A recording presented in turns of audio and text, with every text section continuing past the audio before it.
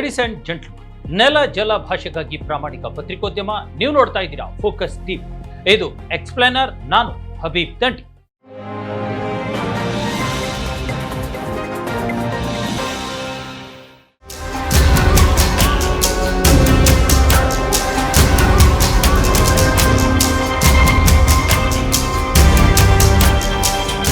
S ವೀಕ್ಷಕರೇ, ಕಾಂಗ್ರೆಸ್ ಪಕ್ಷದಲ್ಲಿ ಮತ್ತು ಕಾಂಗ್ರೆಸ್ ಸರ್ಕಾರದಲ್ಲಿ ಗೊಂದಲಗಳು ಮುಗಿಯದ ಕಥೆಯಾಗಿ ಮುಂದುವರಿತಾನೆ ಇದೆ. ನೋಡಿ, ಮೊನ್ನೆ ಅಷ್ಟೇ ನಡೆದಿರ್ತಕ್ಕಂಥ CLP ಮೀಟಿಂಗ್ ನಲ್ಲಿ ನಡೆದಿರ್ತಕ್ಕಂಥ ಶಾಸಕರ ಸದ್ದು, ಗದ್ದಲ, ಏಟು ಎದುರೇಟು, ಮಾತು ಪ್ರತಿಮಾತು ಇವೆಲ್ಲವನ್ನು ಕೂಡ ಜನಗಳ ಮುಂದೆ, ಮತದಾರರ ಮುಂದೆ ಎತ್ತಿ ಇಡ್ತಾ ಇದೆ. ನೋಡಿ, ಈಗಾಗಲೇ ಅಧಿವೇಶನ ನಡೀತಾ ಇರ್ತಕ್ಕಂಥದ್ದು, ಅದರಲ್ಲೂ ಬಜೆಟ್ ಅಧಿವೇಶನ ನಡೀತಾ ಇರ್ತಕ್ಕಂಥದ್ದು. 4,48,000 ಕೋಟಿ ರೂಪಾಯಿಯ ಬಜೆಟ್ ಅನ್ನ ಸಿದ್ದರಾಮಯ್ಯ ಮಂಡಿಸ್ಬಿಟ್ಟಿದ್ದಾರೆ ಅಲ್ವಾ. ಅದಕ್ಕೆ ಈಗಾಗಲೇ ಬಜೆಟ್ಗೆ ಒಪ್ಪಿಗೆ ಪಡ್ಕೋಬೇಕು, ಲೇಖಾನುದಾನ ಪಡ್ಕೋಬೇಕು, ಶಾಸಕರ ಸಪೋರ್ಟ್ ಬೇಕು. ಇವೆಲ್ಲವನ್ನ ತಗೊಳ್ಳೋದಕ್ಕೆ ಶಾಸಕರು ಸರ್ಕಾರಕ್ಕೆ ಸಹಕಾರವಾಗಿ ನಿಂತ್ಕೋಬೇಕು.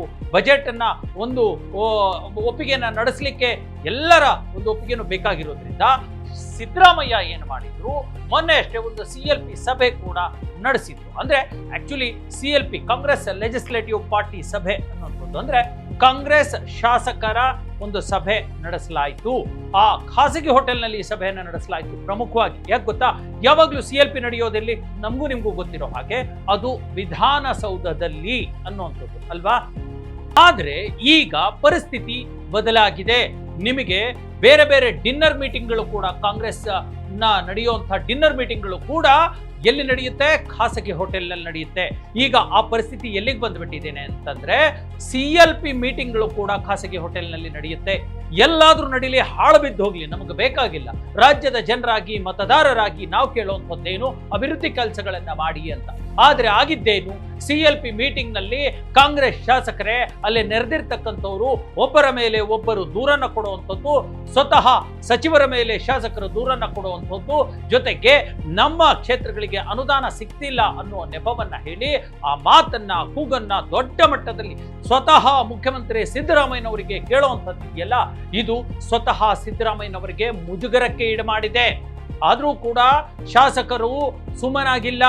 ಈ ನಡುವೆ ಸಿದ್ದರಾಮಯ್ಯನವರು ಹೇಳಿದ್ದಾರೆ, ಇಲ್ಲಿಲ್ಲ, ಬಜೆಟ್ ಮಂಡನೆಯಾಗಿದೆ, ನೀವೆಲ್ಲರೂ ಸರ್ಕಾರದ ಸಹಕಾರಕ್ಕೆ ನಿಂತ್ಕೊಳ್ಳಿ, ಸರ್ಕಾರದ ಸಹಾಯಕ್ಕೆ ಬನ್ನಿ, ನೀವೆಲ್ಲರೂ ಕೂಡ ಒಗ್ಗಟ್ಟಾಗಿ ಪ್ರತಿಪಕ್ಷ BJPಯನ್ನ, JDS ಅನ್ನ ಎದುರಿಸಿ ಅನ್ನುವಂಥ ಒಂದು ಮಾತನ್ನೇನೋ ಸಿದ್ದರಾಮಯ್ಯರು ಹೇಳ್ಬಿಟ್ಟು ಮುಖ್ಯಮಂತ್ರಿಯಾಗಿ.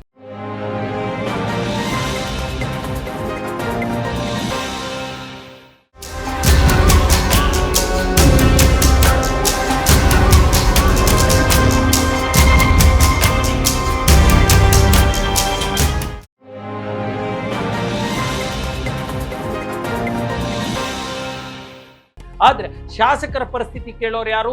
136 ಶಾಸಕರನ್ನ ಕಾಂಗ್ರೆಸ್ ಪಕ್ಷಕ್ಕೆ ಈ ರಾಜ್ಯದ ಜನ ಕೊಟ್ಟಿದ್ದಾರೆ ಅಲ್ವಾ. ಆಗಿರ್ತಕ್ಕಂಥ ಮಂತ್ರಿಗಳು ಎಷ್ಟು ಜನ ಇದ್ದಾರೆ? ಕೇವಲ 32 ಜನ. ಇನ್ನು 104 ಜನ ಮಂತ್ರಿಗಳ, ಇನ್ನು 104 ಜನ ಶಾಸಕರ ಪರಿಸ್ಥಿತಿ ಏನು? 104 ಜನರು ಕೂಡ ಮಂತ್ರಿಗಳಾಗುವಂತ ಅರ್ಹತೆ ಉಳ್ಳವರು. ಅದರಲ್ಲಿ 104 ಜನ ಶಾಸಕರಿದಲ್ಲ, ಅವರ ಪರಿಸ್ಥಿತಿ ಏನು? ಸಚಿವ ಸ್ಥಾನ ಹೋಗ್ಬಿಡ್ಲಿ, ಅಟ್ಲೀಸ್ಟ್ ನಮ್ಮ ಕ್ಷೇತ್ರಕ್ಕೆ ಒಂದಷ್ಟು ಅನುದಾನವನ್ನಾದ್ರೂ ಕೊಡ್ರಪ್ಪ, ನಾವು ನಮ್ಮ ಕ್ಷೇತ್ರದಲ್ಲಿ ಕೆಲಸ ಮಾಡ್ಕೊಳ್ತೀವಿ ಅನ್ನುವಂಥ ಒಂದು ಮಾತನ್ನು ಕೂಡ ಮುಖ್ಯಮಂತ್ರಿಗಳಿಗೆ, ಉಪಮುಖ್ಯಮಂತ್ರಿಗಳಿಗೆ, ಎಲ್ರಿಗೂ ಕೂಡ ಮುಖದ ಮೇಲೇನೆ ಹೇಳ್ಬಿಟ್ಟಿದ್ದಾರೆ.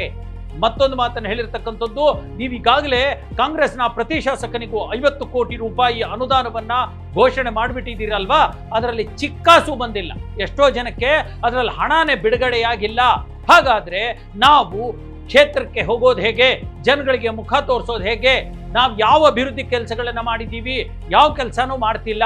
ಕ್ಷೇತ್ರಕ್ಕೆ ಹೋದ ತಕ್ಷಣ ಅಲ್ಲಿನ ಜನರು ನಮಗೆ ಮತ ಹಾಕಿ ಗೆಲ್ಸಿದಾರಲ್ವಾ, ವೋಟ್ ಹಾಕಿ ಗೆಲ್ಸಿರೋರು, ಅವ್ರು ಕೇಳ್ತಿದ್ದಾರೆ, ಎಷ್ಟು ಅನುದಾನ ತಂದ್ರಿ, ಯಾವ್ಯಾವ ಯೋಜನೆಗಳನ್ನು ಮಾಡ್ತಿದ್ದೀರಿ, ನೀವು ಭರವಸೆ ಕೊಟ್ಟಿದ್ದ ಯೋಜನೆಗಳು ಏನಾಯ್ತು ಅನ್ನುವಂಥದ್ದು.